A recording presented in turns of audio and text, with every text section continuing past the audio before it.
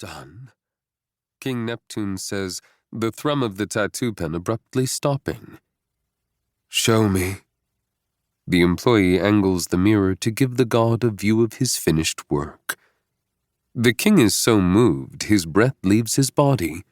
The tattoos are absolutely perfect, just as he'd always dreamed, simple yet elegant. But before he can bask in the achievement any further, he is in pain again. There is nothing sweet about this pain. King Neptune can feel the skin shriveling up on either side of his neck, bunching and stretching just as he'd watched the skin of the Julio brothers do a lifetime ago. The searing pain brings to the surface of his mind everything that happened after he first watched those tattoos come to life. He shrieked in joy, making his presence known to the sideshow performers, including their ringleader, Isaac King. Since the ritual they were in the midst of was meant to be a secret one, they were not happy to see him. He ran. The performers chased. In the hubbub, he accidentally knocked over a torch that set fire to the sideshow's curtains, along with his left hand, and burned the entire warehouse to the ground. King Neptune hears himself scream. The pain of the memory is indistinguishable from the blinding agony of the tattooed skin continuing to bunch itself up on his neck. He tries to redirect his brain, to remember that he is finally completing his transformation into the god he was always meant to be, the god whose likeness he would sit in his bedroom and draw over and over again, thinking, if only I had King Neptune's power, then Dad couldn't push me around anymore. His parents had been angry, so angry, after learning their son had snuck out to the Coney Island sideshow and then burned it down.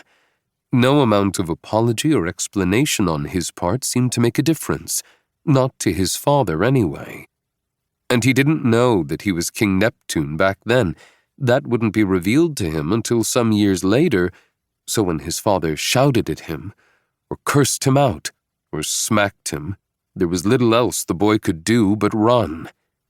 He left home at age 15, and he's been searching for a new one ever since. Now, some 70 years later, King Neptune grips his gold trident and lets out a primal scream that crescendos into 2 giant pop sounds, which reverberate off the marble floors. There is the feeling of release, and the fiery stabbing in the king's neck dissipates into nothing. For a moment, he is panicked that the tattoos have leapt off his body to become independent creatures. There is no need to worry, though, for as he takes a deep breath, he can feel that his calculations were correct. Not only can the magical ink bring illustrated monsters to life, it can turn a being into a monster. Or, in this case, allow a god of the sea to more fully become himself. Mirror! The king commands the shocked employee, who again holds it up, this time with trembling hands. And there they are. Gills. Open, fleshy, gloriously real gills. King Neptune practically bounces off his throne, yelping with glee as he jogs toward the only spherical tank in the room, this one free of sea life.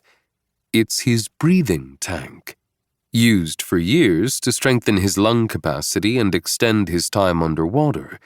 He recently hit 3 minutes and 12 seconds, but that record is about to seem laughable.